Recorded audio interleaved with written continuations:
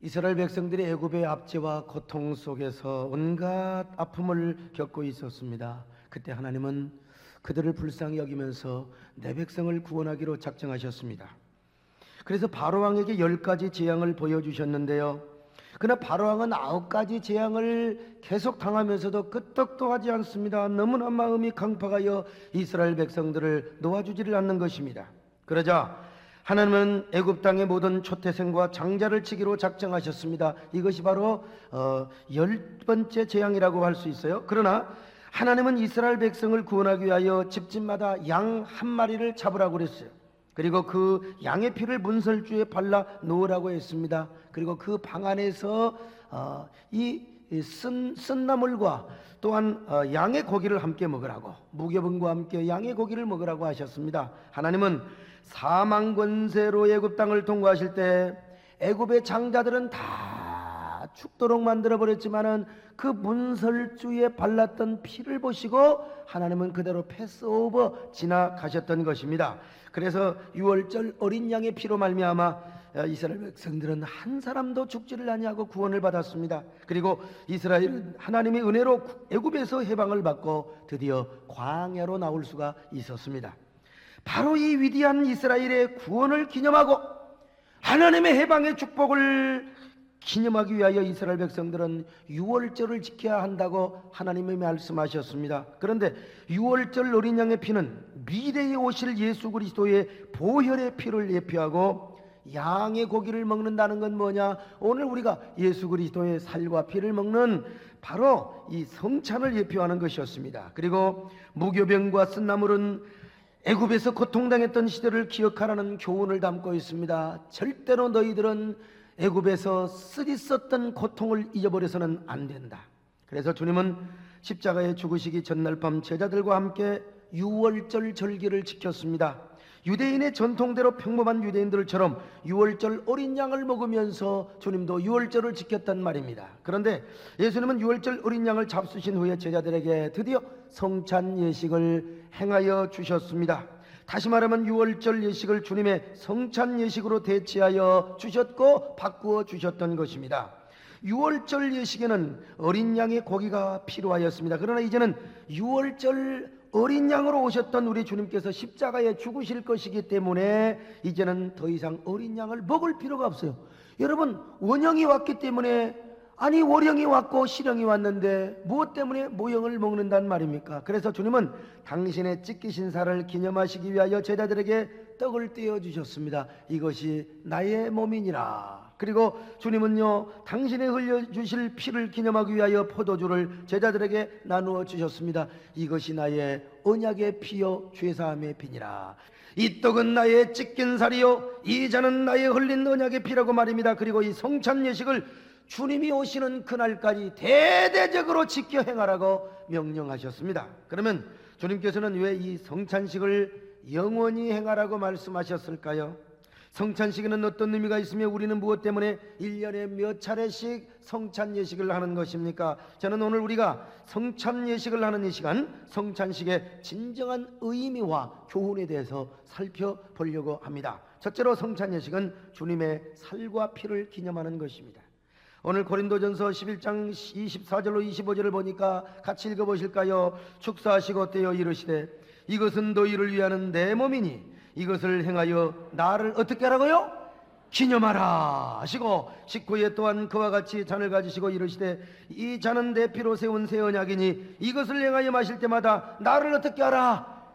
기념하라 하셨으니, 주님은 이처럼 성찬 예식을 행함으로써 주님의 살과 피를 기념하라고 말씀하셨습니다. 그러므로 오늘 우리가 주의 떡과 잔을 받는 것은 주님이 십자가에서 찢기신 살과 흘리신 피를 기념하는 예식인 것입니다. 하나님이 우리에게 주로 주시는 은혜가 두 가지 방편이 있는데, 하나는 뭐냐? 말씀을 통하여 은혜를 주시고 또 하나는 성찬을 통하여 은혜를 주십니다. 우리는 날마다 하나님이 주시는 말씀을 통하여 우리의 신앙이 새로워지고요, 그리고 변화를 받고 도전을 받습니다. 그러나 이 은혜는 우리 눈에 보이지 않게 임하는 은혜라고 해요. 여러분, 말씀이 여러분에게 보입니까? 하나님의 말씀이 빨갛습니까? 파랗습니까? 하나님의 말씀은 보이지 않게 우리의 마음에 임하는 거라 이 말입니다. 마음에. 그래서 우리 하나님은 때때로 우리에게 보이는 은혜를 주시려고 해요. 그 보이는 은혜가 뭐냐? 성찬을 통해서 주시는 은혜입니다. 성찬식에서 받는 떡과 포도주를 볼 때마다 주님이 우리를 위하여 죽으셨구나. 저것은 주님의 살이요 저것은 주님의 피로구나. 언제나 주님의 살과 피를 연상하며 기억할 수밖에 없습니다. 그리고 그것을 믿음으로 받을 때 우리는 마치 주님의 살과 피를 보는 것처럼 영적으로 먹고 마시는 은혜를 누린다 이 말입니다. 그러니까 성찬식은 하나님이 눈에 보이게 해주시는 은혜라고 표현할 수가 있어요. 물론 우리는 화채설을 믿지 않습니다. 천주교인들은요 이게 우리가 가지고 있는 떡이지만 그게 주님의 살로 변한다는 거예요. 그러나 여러분 아무리 조사해봐도 여러분 주님의 살로 변하는 게 우리는 믿음으로 그것을 기념하고 받을 때에 바로 하나님의 떡을 먹는 듯 그리고 하나님의 피를 우리 주님의 피를 먹는 듯 우리가 여러분 그렇게 은혜를 받는다 이 말입니다. 그래서 영적인 기념설을 우리는 믿고 있는 것이죠. 그래서 우리는 떡과 포도주를 먹고 마실 때마다 우리는 이렇게 생각을 할 수밖에 없습니다. 주님께서 우리를 위하여 십자가에 죽으시고 피를 흘려 죽으시다니. 주님이 십자가에서 살을 갈기갈기 찢겨주시고 피를 쏟아주시다니. 그래서 주님의 살이 나의 참된 양식이 되었고 주님의 흘리신 피가 나의 참된 음료가 되어 주셨다니. 그래서 지금 내가 주님의 살을 먹고 주님의 피를 마시고 있으니 내가 이 은혜에 어떻게 더 감격할 것인가, 이 사랑에 어떻게 감격하며 보답하며 살아갈 것인가. 떡을 입에 넣고 포도즙을 마시는 순간 나도 모르게 가슴이 뭉클합니다. 나도 모르게 눈시울이 뜨거워지면서 눈물이 주르륵 흘러내릴 때가 있단 말이에요. 주님의 죽으심이 가슴이 울먹거리도록 고통스럽게 전달이 되고 여러분요 살갗이 찢기며 속살이 찢어지는 아픔 그리고 피를 줄줄 흘리셨던 그때의 쓰라림과 그때의 아픔이 내 가슴에 소리 없이 느껴지게 되는 겁니다. 얼마나 아프셨을까. 나를 구원하기 위하여 찢기시고 상하셨던 그리고 피를 흘리시는 주님의 아픔은 얼마나 감사하단 말인가. 웬 말인가. 날 위하여 추돌아가셨나. 이 벌레 같은 나를 위하여 큰 애를 받으셨단 말인가. 기가 막히겠습니까 여러분. 떡과 잔을 받을 때마다 십자가에서 죽으시는 주님의 고통과 아픔을 느낄 수만 있다면 말입니다. 내가 받는 떡이 주님이 찢기신 살이요 내가 받는 잔이 주님이 흘리신 피라고 생각하면 여러분 얼마나 우리 마음이 아프겠습니까? 이런 마음으로 주님의 떡과 잔을 받을 때 우리는 진짜 주님의 살을 먹는 듯하고 주님의 피를 마시는 듯한 은혜를 강렬하게 받는 것입니다. 그러니까 주님의 고난을 더 깊이 묵상하며 주님의 살과 피를 기억하며 기념하는 것이 아니겠습니까?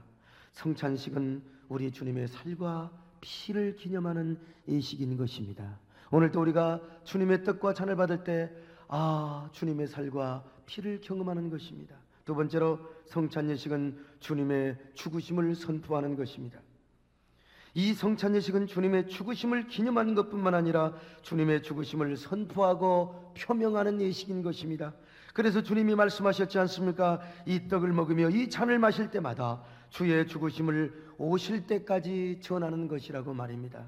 오늘 26절은 이렇게 말씀하고 있습니다. 같이 읽겠습니다. 시작. 너희가 이 떡을 먹으며 주의 죽으심을 그가 오실 때까지 전하는 것이니라. 오실 때까지 전하는 것이라. 그래서 오늘 또 우리가 이 성찬에 참여하며 떡을 입에 넣을 때 마음속으로 이렇게 선언을 해야 됩니다. 떡을 입에 넣고 잔을 입에 들이킬 때마다 마음속으로 이렇게 선포하며 다짐해야 됩니다. 주님은 나를 위하여 십자가에 죽으셨다. 주님이 죽으심으로써 내가 이렇게 구원을 받고 오늘도 내가 예배를 드리며 성찬에 임하게 되는구나. 과연 이 떡이야말로 골고다 언덕에서 십자가에 찢기신 주님의 살이로구나. 그리고 이 포도주야말로 저 십자가 위에서 나를 위하여 흘리신 주님의 보혈이란 말이야. 그러므로 나는 이 떡을 먹고 이 잔을 마시는 것으로 끝나는 것이 아니라 나의 평생 나는 하나님의 복음을 전하며 살 것이다.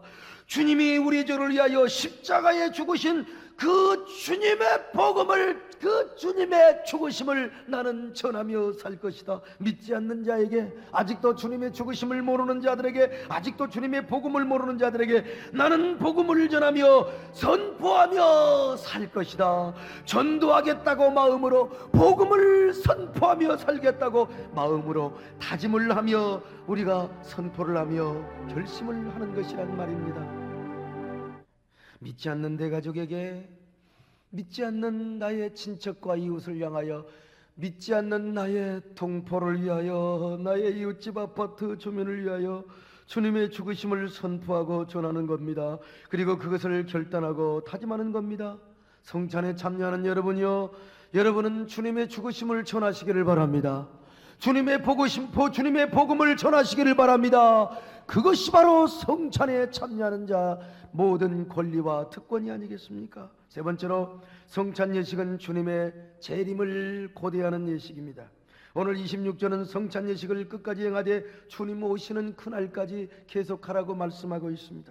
그러므로 우리가 성찬 예식을 하는 것은 주님이 다시 오실 것을 학수고대하며 사모하는 것을 고백하며 그리고 사모하는 예식이라고 할 수가 있습니다. 그런 의미에서 주님께서 다시 오신다는 말씀이 성찬 예식과 연관되어 있는 것을 볼 때에 성찬 예식이란 주님을 사모하며 주님의 재림을 고대하는 사람들만이 모여서 주님의 떡과 주님의 잔을 받는 것입니다. 바로 이 성찬 예식은 그래서 소망의 예식이요, 위로의 예식이요, 감사의 예식인 것입니다. 성찬식은 기독교 2000년 동안 쉼없이 진행되어 왔습니다. 저 카타콤에서도, 동굴에서도, 어쩌면 지금 이 시간 저 풍력당 지하교회에서도, 어쩌면 성찬식은 지금도, 아니면 중국의 저 지하교회에서도 성찬식은 이루어지고 있을지도 모릅니다. 루마니아에서 복음을 전하다가, 아니 루마니아에서 예수를 믿다가 잡혀갔던 수많은 성도들, 거기 루마니아에 범브란트 목사님이 계셨습니다. 이 범브란트 목사님께서 수많은 지역과 고문과 고통을 당하셨지만 그는 끝내 신앙의 지조를 지켰습니다. 그런데 어느 날 이 공산당 간부들이 와가지고 부활절이 되어서 내가 당신에게 귀한 선물을 주겠다고, 그 선물이 뭐냐, 오늘 부활주일날 성찬식을 할 수 있는 은혜를 주겠다고. 너무나 감사했습니다. 감격했습니다. 주님, 어찌하여 저들의 마음을 감동시켜서 이렇게 성찬식을 할 수 있도록 축복하시나이까. 그런데 오늘 성찬식의 재료가 뭐냐, 바로 똥물을 준 겁니다. 똥의 건더기는 떡으로 하고 똥물은 뭐냐, 포도주를 대신해서 성찬식을 하라고 하는 겁니다. 얼마나 여러분 기가 막힐 노릇입니까? 그래도 그들은요, 감사하면서 똥물이면 어떡하고, 똥물이면 그건 똥이면 그게 무슨 상관이란 말인가. 우리 주님이 우리를 사랑하시고 우리를 위하여 구원해 주셨는데, 자, 우리가 주님의 살과 피를 똥을 먹으면서라도 우리가 감격하면서 성찬식하면 큰 은혜가 임하지 않겠느냐. 그들은요, 쉼없이 성찬식을 하였습니다. 울면서 똥을 먹으면서 나 같은 죄인 살리신 큰 은혜 놀라워, 잃었던 생명 찾았으니 얼마나 감사합니까? 여러분 한번 생각해 보십시오. 얼마나 기가 막힌 성찬식이었겠습니까? 그래서 성찬 예식에 참여하는 절마다 주님의 죽으심을 기념하고 선포하였을 뿐만 아니라 주님의 다시 오심을 고대하며 사모하여 온 것입니다. 그러나 아직도 이 성찬 예식은 끝나지 않았습니다. 절대로 맞춰지지 않을 겁니다. 왜냐하면 아직도 주님이 다시 오지 않았기 때문입니다. 주님이 다시 오시기까지는 우리가 성찬식을 멈추지 않고 해야 할 것입니다. 그러나 주님이 다시 오시는 그날에는 더 이상 우리가 성찬 예식을 행할 필요가 없습니다. 영원한 천국에 가면 우리가 주님의 얼굴을 마주대하며, 주님의 얼굴을 마주대하며, 여러분 그 얼굴을 바라보며, 그럴 때는 무엇 때문에 주님의 죽으심과 주님의 살아나심을 우리가 기념할 필요가 있겠습니까? 주님을 사모하는 예식을 우리는 할 필요도 없습니다. 왜? 언제나 주님의 얼굴을 마주대하고 살기 때문에. 그리고 그때는 주님 자신이 우리의 영원한 생의 원리요, 생의 양식이 되어주시기 때문에 우리는 이제 상징적이고 기념적인 성찬식을 할 필요가 없어요. 다만 우리는 이 땅에 있을 때에만, 그리고 주님이 다시 오시는 그날까지만 성찬식을 행하는 것입니다. 주님이 다시 오실 것을 소망하면서 말이지요. 그러므로 우리는 성찬식을 행할 때마다 주님이 다시 오실 것을 사모해야 합니다. 주님의 떡을 받고 주님의 잔을 태할 때마다 우리는 오 주여 언제나 오시렵니까? 주님의 재림을 사모하며 소망하며 우리는 떡을 받아야 된단 말입니다. 주여, 이 죄악이 관영한 세상, 죄악과 싸우며 살기에 너무나 힘이 듭니다. 사탄과 죄악의 유혹에 시달려 이 몸과 마음이 상하고 있나이다. 험하고 높은 이 길을 싸우며 가느라 몸과 마음이 지칠 때가 있나이다. 그러므로 주님이시여 어서 우리에게 오시옵소서. 가실 때 다시 오마 약속하시던 우리 주님, 어서 빨리 우리에게 다시 오시옵소서. 어서 빨리 우리에게 오셔서 우리를 죄와 유혹과 시험과 실패가 없는 저 영원한 아버지 집으로 우리를 인도하여 주옵소서. 우리는 사모하는 마음으로 성찬에 임해야 한단 말입니다. 오 주여, 이 시간이라도 오시옵소서. 여러분, 우리는 성찬식에 참여할 때마다 주님의 재림을 고대하며 사모하는 마음이 있어야 합니다. 네 번째로, 이 성찬 예식은 우리 모두가 하나요 한 몸임을 의식하는 예식입니다. 고린도전서 10장 17절을 보면은 떡이 하나요 우리 모두가 한 몸이 되었으므로 우리가 한 떡에 참여한다고 성경은 말씀하고 있습니다. 16절로 17절을 읽어보겠습니다. 시작. 우리가 축복하는 바 축복의 잔은 그리스도의 피에 참여함이 아니며 우리가 떼는 떡은 그리스도의 몸에 참여함이 아니냐. 떡이 하나요 많은 우리가 한 몸이니 이는 우리가 한 떡에 참여함이니라. 이처럼 성찬을 통하여 많은 신자들이 한 떡을 먹고 한 떡에 참여하는 것은 우리 성도가 주님과 하나 되었음을 말합니다. 이제는 주님과 하나 되었어요. 그리고 그 한 몸 안에서 우리는요, 우리 성도가 지체가 되고 이제는 한 거룩한 몸을 이룬 것 아니겠습니까? 그러니까 성찬 예식에 참여하는 것은요, 믿음의 형제끼리 서로 신령한 교제를 나누며 은혜를 나누는 예식이라고, 생명을 나누는 예식이라고 할 수가 있습니다. 주님의 한 몸 안에서 한 떡을 먹고 한 피를 마시니 이것이야말로 가장 친밀한 성도의 교제요 신령한 은혜의 나눔이 아니겠습니까? 그러므로 성찬식에 참여한 사람들은 절대로 다투어서는 안 됩니다. 무슨 일이 있어도 우리가 시기하고 질투해서는 절대로 안 됩니다. 어떤 일이 있어도 불화해서는 안 됩니다. 어떻게 주님의 한 몸 안에서 한 피를 마시며 한 살을 뜯어먹는 우리가 왜 아웅다웅하며 한 몸을 이룬 우리가 어찌하여 분쟁하며 사느냐는 말입니다. 한 성찬식에 임하는 사람은 어떤 경우도 원수를 사랑하게 되어 있고 어떤 경우에도 우리는요 하나님의 한 자녀가 되게 되어 있습니다. 성찬 시간 후에 재직이 하다가 싸우는 교회, 공동의 하다가 싸우고 탕의 하다가 싸우는 교회, 이거는 여러분 하나님의 성찬식을 모독하는 거요. 이거야말로 주님의 살과 피를 모독하는 무지몽미한 사람인 것입니다. 여러분, 노예나 총회 때도 여러분 우리가 성찬식을 합니다. 그래서 성노예, 성총이라고 하는 겁니다. 그런데 성찬식을 한 후에 서로 아웅다웅 싸우는 것은 이거야말로 주님의 피와 주님의 살을 모독하는 것이라고 할 수 있습니다. 그래서 주님은 말씀하셨지 않습니까? 누구든지 주의 떡이나 잔을 합당하지 않게 먹고 마시는 자는 주의 몸과 피에 대하여 죄를 짓는 것이라고 말입니다. 오늘 27절은 이렇게 말씀하고 있습니다. 같이 읽습니다. 그러므로 누구든지 주의 떡이나 잔을 합당하지 않게 먹고 마시는 자는 주의 몸과 피에 대하여 죄를 짓는 것이니라. 여러분, 그러므로 하나님은 말씀합니다. 사람이요 자기를 살피고 그 후에야 떡을 먹고 이 잔을 마실 수 있다고 있습니다. 오늘 우리는 성찬을 받기 전에 오늘 자기 자신을 한번 돌이켜 봐야 합니다. 나는 어떤 사람인가? 나는 얼마나 하나님 앞에 큰 대역죄인인가? 지금이라도 회개하는 마음을 갖고 겸손하고 자숙하는 마음으로 떡과 잔을 받아야 할 줄로 압니다. 그래서 오늘 이 시간 주님 앞에서 다시 한번 1, 2분 동안 마음속에 차숙하는 마음, 겸손한 마음, 회개하는 마음, 참여하는 마음을 갖도록 하겠습니다. 우리 모두 성찬식을 하기 전에 주여 천부여 의지없어서 손들고 옵니다. 그런 마음으로 자신을 살피고 참여하는 마음을 1, 2분 동안 갖도록 하겠습니다.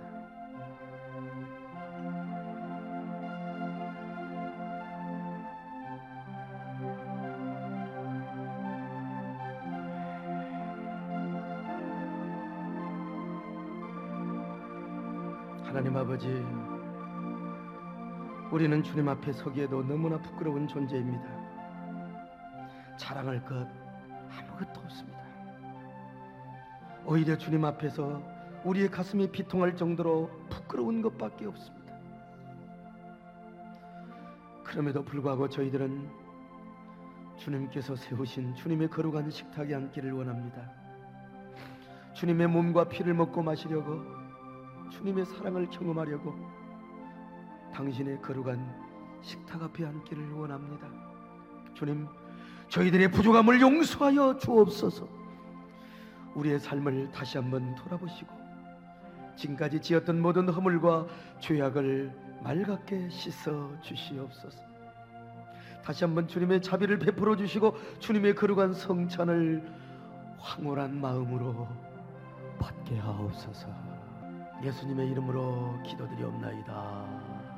아멘.